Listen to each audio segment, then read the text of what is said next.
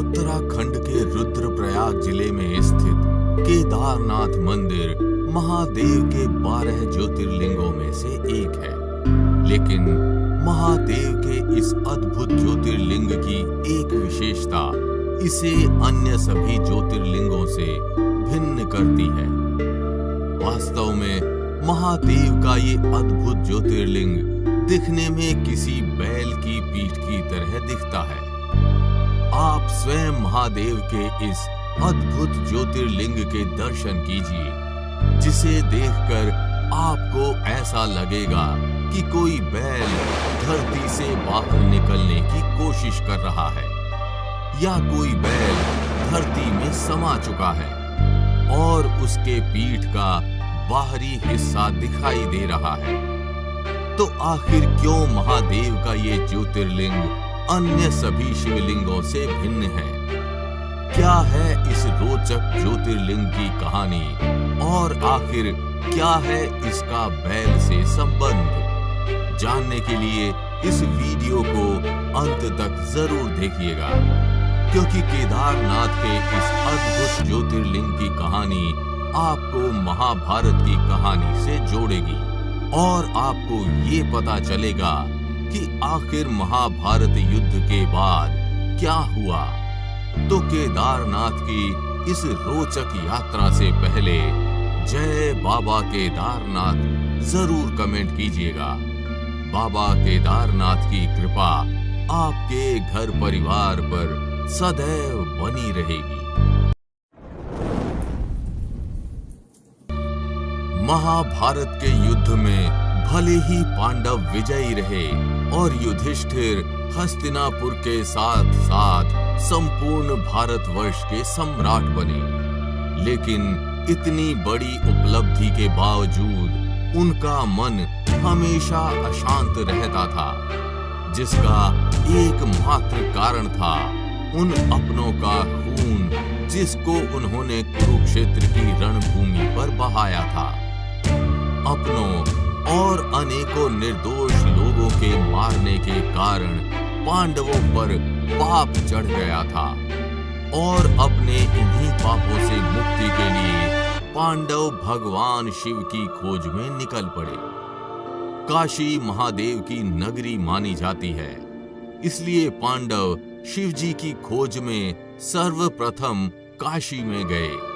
किंतु महादेव पांडवों से मिलना नहीं चाहते थे और जब उन्हें पांडवों के आने की सूचना मिली तो वे काशी छोड़ केदार धाम चले गए। लेकिन पांडवों ने हार नहीं मानी और वे भी केदार धाम में महादेव की खोज में भटकने लगे। लेकिन पांडवों के पाप बहुत बड़े थे और भगवान शिव उनको देखना तक नहीं चाहते थे।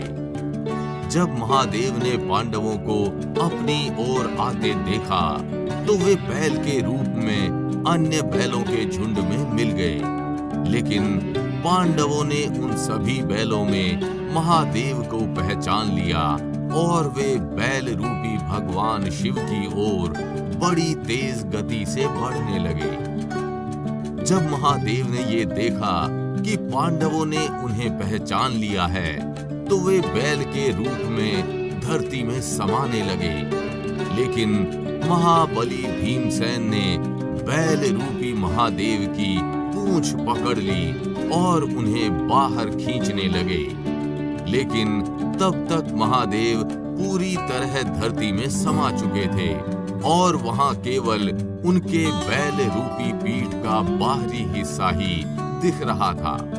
लेकिन पांडवों ने हार नहीं मानी और उन्होंने महादेव को उसी बैल के पीठ के रूप में पूजा किया। पांडवों के इस परिश्रम से महादेव खुश हुए और उन्होंने अपने शरीर के अन्य सभी अंगों को अलग अलग स्थानों पर प्रकट किया। जैसे उनके धड़ के ऊपर का भाग नेपाल के काठमांडू में प्रकट हुआ, जहां उन्हें पशुपतिनाथ के रूप में पूजा जाता है। इसके बाद महादेव ने अपने अन्य अंगों को केदार धाम में ही प्रकट किया।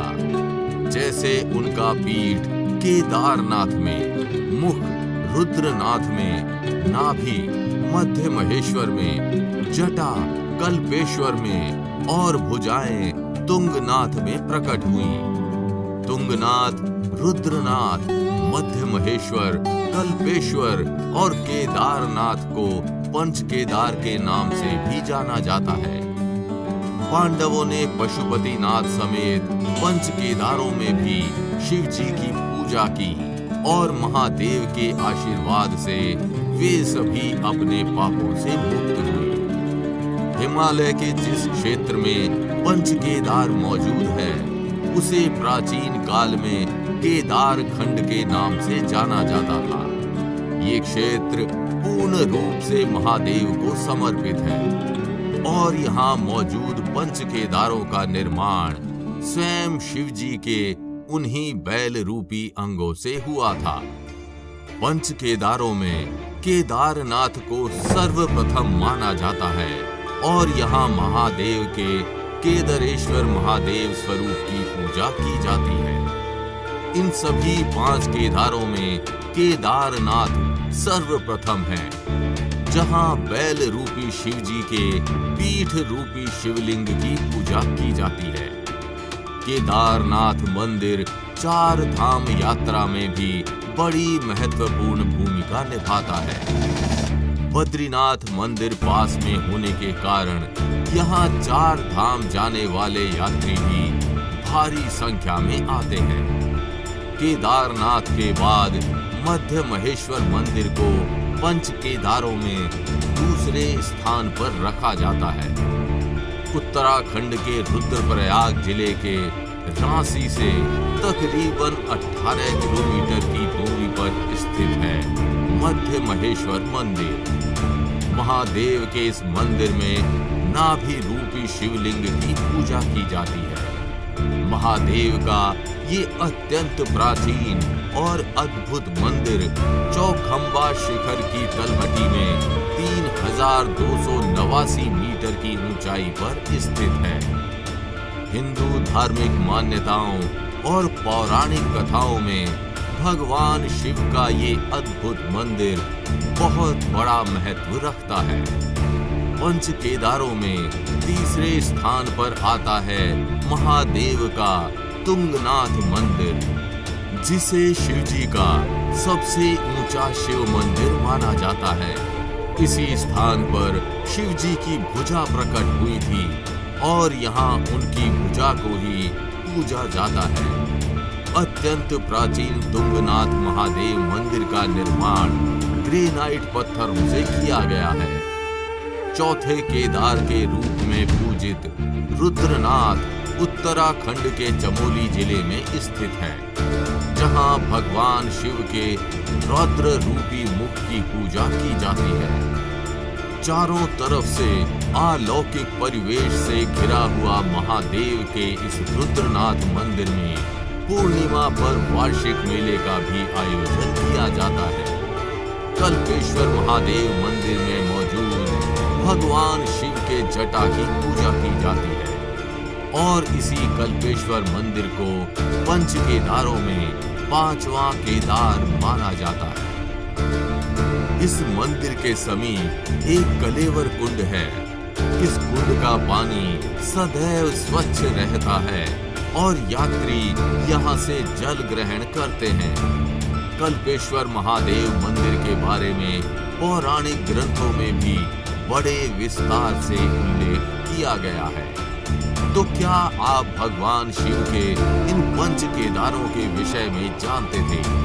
हमें कमेंट करके जरूर बताइएगा और अगर वीडियो अच्छी लगी हो तो इसे लाइक व शेयर कर चैनल को सब्सक्राइब करना बिल्कुल भी मत भूलिएगा।